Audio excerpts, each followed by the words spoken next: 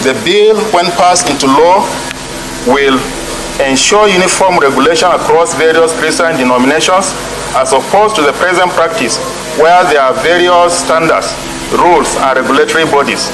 It will also set standards and regulate the balance between Christian faith and academic excellence for parents to choose which schools they will send their children to, with the assurance of good standards and quality service based on the overstretched curriculum in the government or private schools. And 3, provide smooth relationship between the schools and board members as to the remunerations and tenure, thus moving the relationship from informal to formal. Mr. President, it is my pleasure to lead the debate on the bill for an act to establish the National Council for Christian Education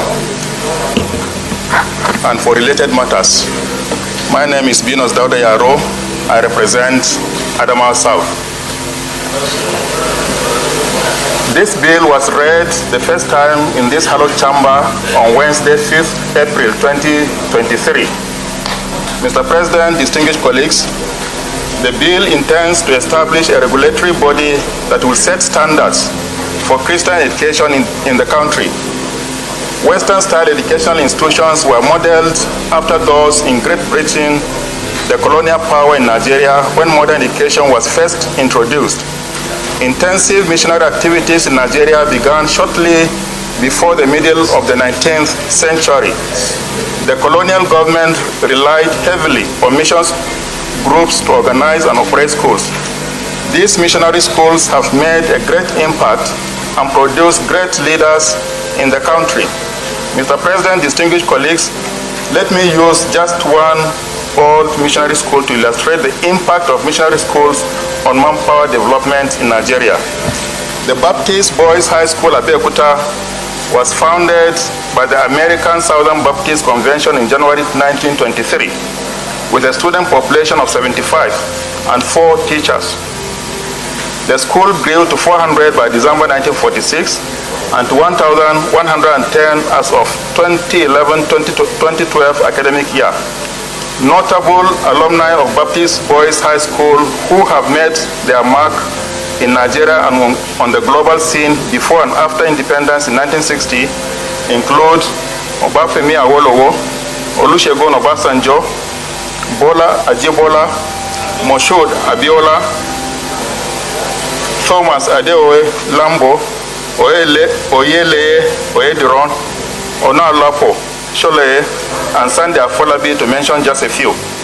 Recall that after the Civil War, the federal military government took over all mission schools in the country on the grounds that education was the preserve of government and no longer a private enterprise. Government also considered the policies and practices of voluntary missionary agencies as being foreign-oriented and irrelevant to Nigeria's needs. The protagonists of the takeover also viewed these mission-run schools as divisive in the sense that denominational schools encourage religious and tribal bigotry and unhealthy rivalry among the citizens. Mr. President, distinguished senators, you will agree with the elder statesman and former national chairman of the All Progressive Congress, Mr. Bisi Akande, who at the commissioning ceremony of a block of 10 classrooms built in his honor by the Church of Nigeria Anglican Communion, Osun Northeast Diocese in October 2016, stated that the takeover of missionary schools by the military government altered the norm and morality that the missions had established in Nigeria's schools and the society at large. Mr. Akande went on to say that whether in Islamic madaris or in the evangelical learning centers, all missionary schools known to Nigerians were institutions for moral instructions. The futility of the military government's action of the early 70s have now been laid bare. Today, faith-based primary, secondary, and tertiary schools are operating all over the country, as it has dawned on government that it has no capacity or resources to run all schools. The bill, when passed into law, will ensure uniform regulation across various Christian denominations as opposed to the present practice where there are various standards, rules, and regulatory bodies. It will also set standards and regulate the balance between Christian faith and academic excellence for parents to choose which schools they will send their children to, with the assurance of good standards and quality service based on the overstretched curriculum in the government or private schools. And 3, provide smooth relationship between the schools and board members as to the remunerations and tenure, thus moving the relationship from informal to formal. Mr. President, distinguished colleagues, in line with Order 76.3 of our Standing Orders 2022, find attached the financial implication of the first day of operations of this Council. I urge you all to support the second reading of this bill. Thank you. Mr. President, distinguished senators, a bill for an act to establish the National Council for Christian Education for the purpose of regulating and setting standards and for related matters 2023, second reading. A bill for an act to establish the National Council for Christian Education for the purpose of regulating and setting standards and for related matters 2023, second reading taken, and the bill is referred to the Committee on Education, Basic and Secondary to report back within 4 weeks. A Christian senator from Adamawa State is being used to sponsor a bill to regulate the practice of Christianity in Nigeria. The name of this senator is Senator Binos, Yaroe. He is a Christian representing the people of Adamawa South Senatorial District.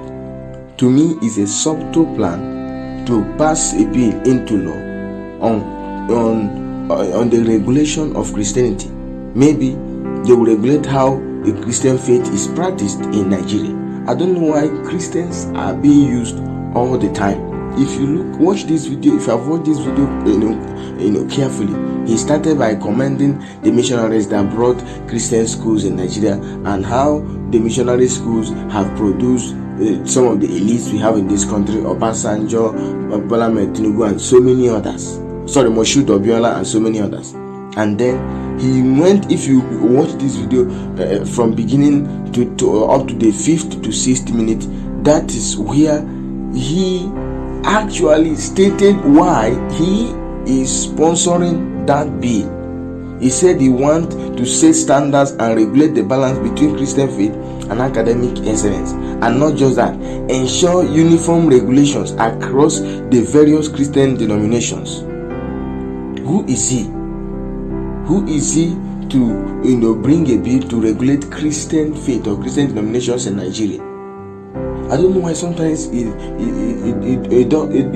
sometimes it looks like some Christians don't even have sense. They are not sensitive to some of these bills. Because since he's a Christian and he's the one sponsoring the bill, it has already passed second reading.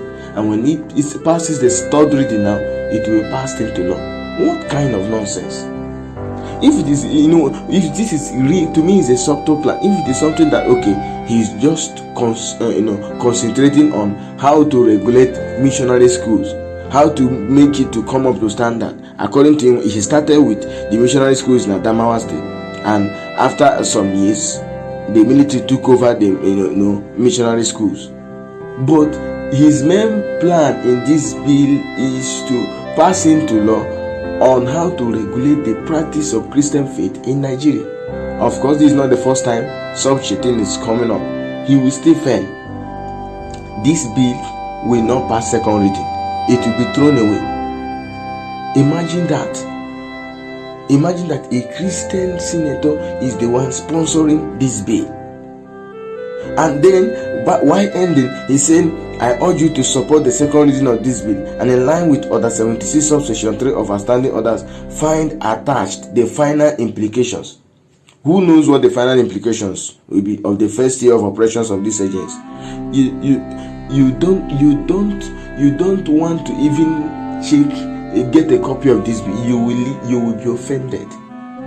You will be mad with this senator. I condemn this bill. No matter how he started it, he wants the regulation of missionary schools. He wants the missionary schools to come up to standard as they were before the military took over them. It's nonsense. This bill is already dead on arrival. it won't pass second reading and it won't be passed into law.